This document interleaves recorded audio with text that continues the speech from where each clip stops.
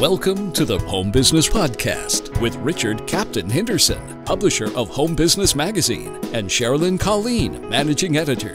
This how-to show helps you successfully operate your home-based business. Greetings and welcome to the Home Business Podcast. I'm Richard Captain Henderson, your skipper at Home Business TV. And I'm Sherilyn Colleen, your co-host. Let's secure, foresee, and get underway. Whether you're making good money or just struggling to make a living, you know what an opportunity arises to recreate something bigger than yourself, where you can and want to add your efforts.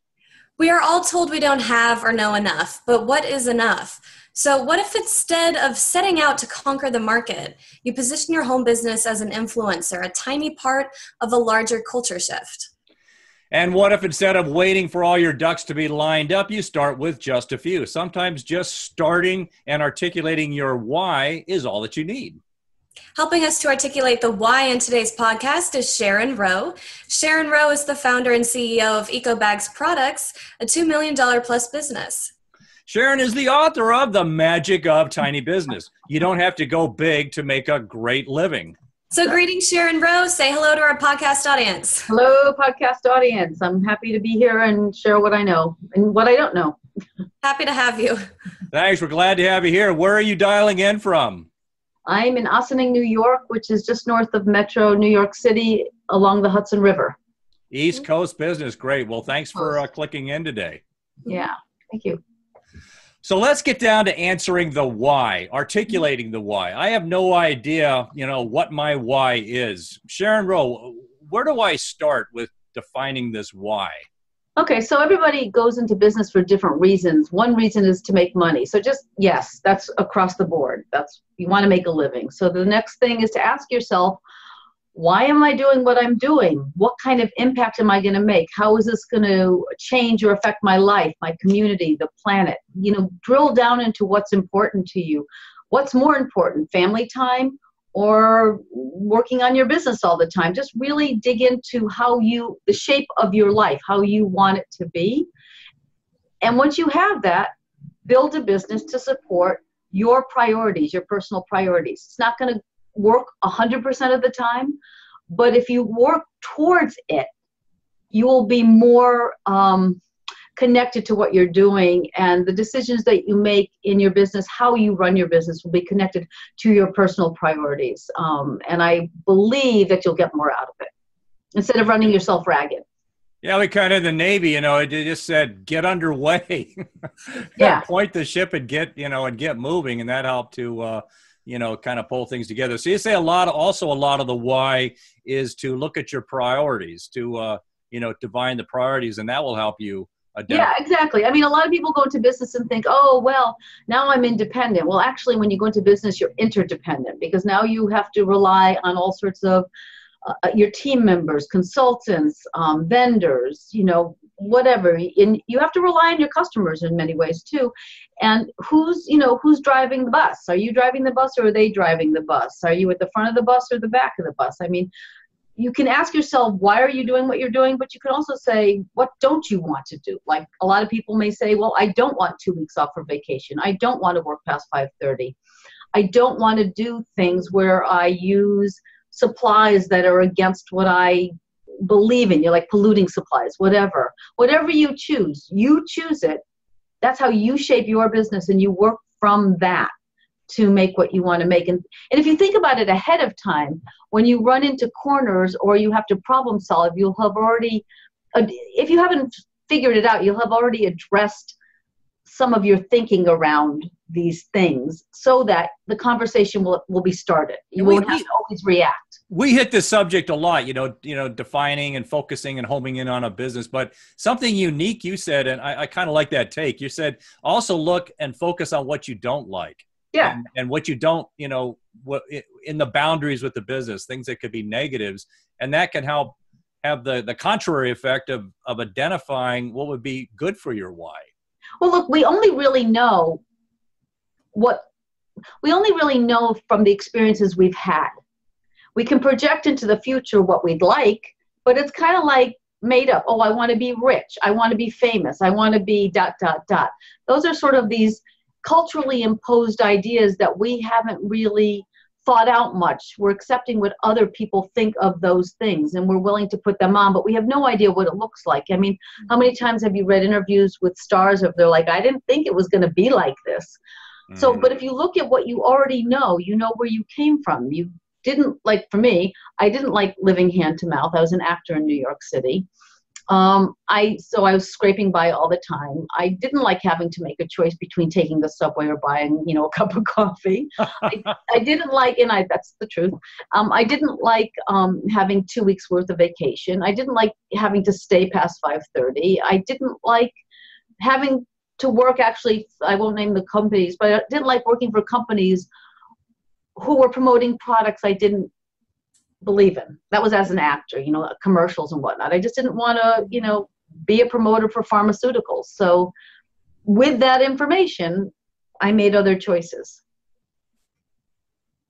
That's great. So articulating the why in a business concept is just the beginning. Your business has to hit the reality of the streets. Sharon, how do I know if the market will support my idea? Well, maybe you don't know. Maybe the thing you have to do is you have to head out and start talking about your idea, either in very specific ways or very loose ideas. If you're nervous about somebody taking your idea, although how many people actually take an idea, develop it, and then bring it to market? So I say, if you're afraid of sharing your idea, maybe you shouldn't be in business. But go out and ask people, talk to them, demonstrate, go to events where you can engage in conversations, and don't go to talk, go to listen and see if that idea is landing. And if it's landing, how is it landing? A little bit or a lot? Do you need to tweak it? It depends. Are you a service or a product? I mean, there's different approaches, but I'd say until you bring it out into the world, you don't know. You got to get out there. You've got to, when I started, it was before the internet. So you actually had to go knock on doors. I had to go from retail shop to retail shop with the reusable bags that I had, the net bags, and say, hey, what do you think of this idea? I have this idea to make these and distribute these because there's a big problem with single-use plastic bags in the world. And some people were like, what? Yeah, that's a big problem now. So, getting back to that, so online, so you could do some of this research online, and maybe and get some wider research in less time. So do you recommend trying to get online and yeah, absolutely. On that? Yeah, online, but I think in person there are things. When you're online, you're always still filtering things through your own lens. Well, that's a good point. When you go to an event or you're in a room with people and someone asks a question, you may hear something that you never thought to ask the question for. You know what I'm saying? You get different perspectives. And again, with social media, you're always being funneled literally in the same grooves. You've got to get out of those grooves. And plus, if you're starting a market, I don't know if you're addressing a problem that you see in the market or you're creating a whole new market. I created a whole new market. I was at the front end of a whole new market. So where are you in that? I think you only know when you step outside. When you step outside and you start engaging with people. And not everybody likes to do that. I didn't like to do it either. I was like I'd rather stay home, watch Netflix. Actually, this was pre-Netflix, but I'd rather stay home, either not go out, not talk to people. But the truth is, you got to go out. You got to show up. And I imagine another part of that is that you should probably try to test. If you got to launch it, and you think you at some point you just got to trust your gut and move forward with it. But don't throw all your eggs out, fire all your powder at once. That get a good test first and then grow from there. Yeah, and you might want to do something as simple, well, not simple, as likely as open a new coffee shop, right? Because you feel like your coffee shop is going to be the better coffee shop. Well, go out and do some research, talk to people, and don't just go on your own assumptions. Engage. Even go into your competition and have coffee and talk to people there. Open up. Open the conversation up. That's a good point. That should be like rule number one is go to your top competitor and see how they're doing business and what you can learn from them. Yeah, and talk to them. They don't know you want to start your own business. start to them. Healthy competition is great. Nobody wants to go downtown if there's only one restaurant. Well, right? Sharon, you make a great point about shifting your focus on being an influencer, something within any entrepreneur's grasp, particularly with social media. How do I measure the impact I'm making? Well, I mean, there's a lot of ways to measure it. One would be your profit and loss. I mean, that's just a basic one. Are you making a profit on the idea that you're bringing out into the world? But that has a lot to do also with how you manage your expenses and your gross margins and all that sort of thing. The other thing would be, again, are you making an impact? Are people changing their behaviors because of what you're doing? If you're a product, I mean, with me, we had reusable bags. More and more people started bringing their own bags to the store. Then we saw grassroots initiatives. Then we saw laws being passed. Then we saw laws being fought against. There's a whole lot of stuff. If you're a coffee shop, I'll just use that again, and you only want to carry locally roasted organic coffee beans, or more and more people coming in saying, I love it here because you do this, this, this, and this, and you're seeing a growth in your traffic, right? Mm-hmm. You're seeing friends of friends coming in, and friends and friends and friends of coming in, and you see events growing, and you get more and more people knocking on your door for you to sponsor their events in your community. When there's momentum. You also know when there's drop off. And you can probably pick up on some of this through social media, seeing, where you're mentioned in posts and what people are saying. Oh, absolutely. And you can control some of that. Yeah, and you can control some of that by issuing, like with my book, issuing hashtags that you want people to use, like hashtag tiny business. Then you can actually track it. I mean, once you get into social media, you can actually track the analytics online. I mean, I have a very specific, again, for the book I wrote, I have a Amazon link I've been using. And I watch that daily to see when something hits. When the article came out in Forbes, what did that do to my traffic? When I did a newsletter, what did that do to my traffic? And how did that translate all the way to the book sales? And what percentage of sales, relative percentage of clicks, relative to the mass? So you're dealing with that funnel. Measure. measure. But measurement data doesn't always override interaction and intuition. It's a three play there. Well, before moving on to our next topic, I'd highlight this show's sponsor, Lonnie Cosino, author of The CEO's Guide to Marketing. Do you want more leads, higher sales, and a stronger brand? Then read The CEO's Guide to Marketing. 2018 Axiom Book Award winner, the most practical marketing book you will ever need. The CEO's Guide to Marketing is available at Amazon, or visit the podcast website for more information on sponsors. Well, the other reality of the streets is money, or rather cash flow. Lack of cash flow is the safest, in fact, not safest, the fastest path to crashing and burning. Sharon, how do I support my efforts with cash flow? Well, it depends on what stage of your business you're in, but I think a key question you have to ask yourself for this is, what's enough? So I think it's really important to know what's the minimum spend you have monthly to live where you live, to feed yourself and your family, have a little bit of a buffer for vacations and a little bit of leisure. And especially if you're at the beginning, you're running the business, you want to run it as lean as possible. It's not just about your lifestyle. You're building something for a few years down the road. Not everything hits right away. Some things do hit right away, but many things don't hit until they're 3, 5, 7, 9 years down the road. It's about consistently and persistently moving forward and managing your cash, I think, in the most conservative way possible. Because you can't control interest rises, right? Mm-hmm. The best thing to do is have enough cash on hand so that if you ever get into a corner, you can bail yourself out. You don't get stuck, which means that you don't whittle everything down to the last dollar every month. So it sounds like a good point you were also bringing up there, is that also plan your cash flow over the long term. Absolutely. Forecast. Work with forecasting. Forecasting sounds like it's some big, concept. What do you need? What are you going to spend? What are you going to have left over? Repeat. You need to make more money use more money for marketing. Maybe you take it out of another category until you can move forward. Until you can add a little bit more to marketing, a little more to advertising, take it out of, lunches out. You really have to trim back, I think. Make your own coffee. Bring your own lunch to work.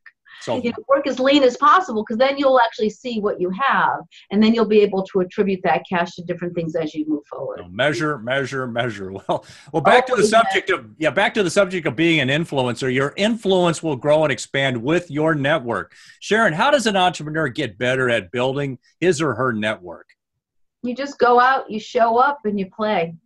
There's a million ways to meet up. There's local chambers of commerce, there's meetups, there's events. It doesn't even matter, I don't think, in the beginning, if it has anything to do with your particular vertical. What you're doing is you're getting really comfortable with being uncomfortable. You're going out and meeting people and realize everybody's there for themselves. So listen. Don't take over conversations. Just plant little seeds, meet people, meet them, and start forming relationships. That accountant that you meet at some local chamber, you may not need them now, but you may need them in 5 years. I like that. Everybody's there for themselves. You got to be a realist like that. People are there to build their own networks, and that's a good perspective on that. I met a woman at a conference I went to. I didn't want to go. I literally dragged myself there. I met her. She was in PR. I had no use for her. And a year later, I was like, I need to get on Oprah. And I just knew it. And I know that sounds ridiculous, but she was the only PR card I'd had on my desk. And there she was. I picked it up. I called her. And the end of that story was we got on Oprah, which was a really good ending. But I met her at some event that I didn't even want to go to. So Sharon, you have a unique take on the concept of enough. What do you mean when you talk about what is enough? I talk about what's the minimum, what's the leanest you can live, know that, and then you can build from that. If you're going to start a business, it's like starting anything. You don't start with I don't know. We have all these inflated ideas that you have to go big or go bust, that that you have to be rich. Well, what's a rich life? I mean, everybody interprets that for themselves. I live in the Metro New York area. What I need to have even a moderate life is very different than if I lived in, I don't know, Mississippi or Montana. And it has to do with, what do you want to do for you and your family? How much do you want to travel? How much do you want to, I don't know, live? Mm-hmm. You can't just embrace these larger than life ideas that our culture says you have to have more and more and more. Maybe what we need is less and less and less, because you don't have to work more and more and more. Everything that you want, as opposed to an experience. Well, even experiences costs more. Keep it real. Well, Sharon Rowe, this has been a great discussion on influence and the magic of a tiny business. Do you have any final points you would like to share with our audience? Well, I think I'll just slide right into what I said just now, is less is more. Less can be more. And tiny, from a very well-articulated position and point of view, you can have a lot of influence, not only in your community, but it can go as large as international. I mean, a lot of companies scale and want to own their space, but there's no reason to do that unless you want to. Tiny doesn't have to be only a one-person business. It can be, a whole team of people, or you can spawn, as I like to say, you can inspire other people to do what you're doing. And I'll close right there. Sharon Rowe, thank you for being such a great guest on the Home Business Podcast. Thank you. To learn more about Sharon Rowe and her book, The Magic of Tiny Business, You Don't Have to Go Big to Make a Great Living, visit SharonRowe.com or visit our podcast website for more information on guests. Thanks for joining us on this episode of the Home Business Podcast. Share your feedback with us on Facebook, Twitter, Instagram, and at our website, homebusinessmag.com. Visit the website for information on advertising. Subscribe free to our newsletter. Please visit our sponsors. For more information, visit homebusinessmag.com or the Home Business Expo at homebusinessexpo.com. Right. I'm Richard Captain Henderson saying anchors away. And I'm Sherilyn Colleen. We'll talk with you soon. Until then, make it a great home-based biz day. Thank you.